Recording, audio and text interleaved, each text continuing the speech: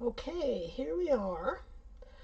Yesterday, if you saw my stream, I had started to make a sock for my Indigo vat.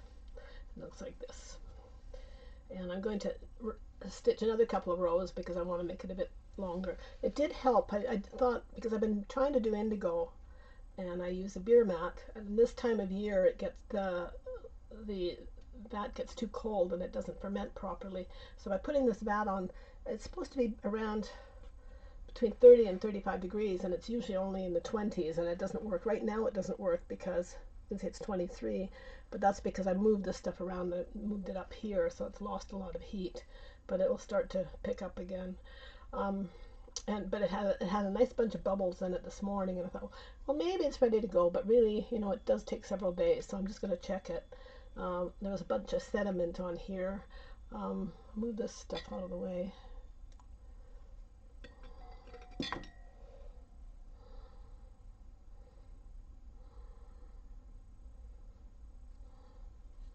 See, it's not really producing any kind of real blue color. It's just a gray black.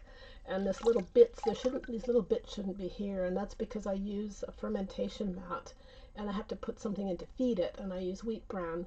So these little flecks are not the indigo dye. They're actually wheat bran that's been sort of colored, and so it actually has to get all used up and eaten up by the fermentation process.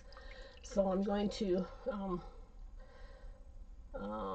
feed it a little bit. I'm going to take this off, and I'm going to take this over to my chair, and I'll nalbind that in a bit. And I'm just going to feed the vat. It has lots of bran in it, but it needs more sugar. So I'm going to add a bit of sugar into it.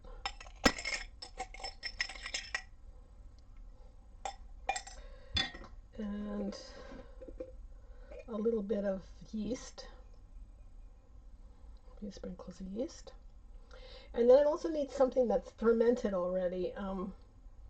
I usually use, people do fruit and all kinds of stuff, but what I use the leftovers from the dye baths, like madder, anything that's a root. You can use the leftovers, that it starts to go moldy after a couple of days. So what I do is I throw it into the vat, and then that mold from the remains of the madder root or other root helps the fermentation and the rotting process to occur. It does smell a bit. I have some Himalayan rhubarb that I dyed the other day, and as you can see, it's all moldy in there. So I'm going to add a bit of water to this.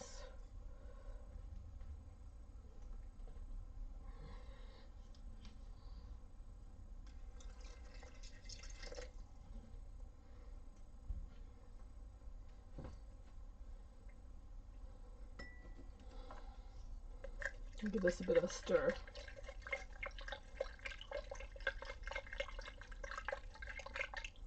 And then I'll pour all this moldy stuff into the vat, and then I'll check it every couple of days, well, every day, to see how it's doing. So that should start to ferment if all goes well. So give this another stir. And put the lid back on it. And now I'm going to go over and finish binding the little sock that help it keep warm.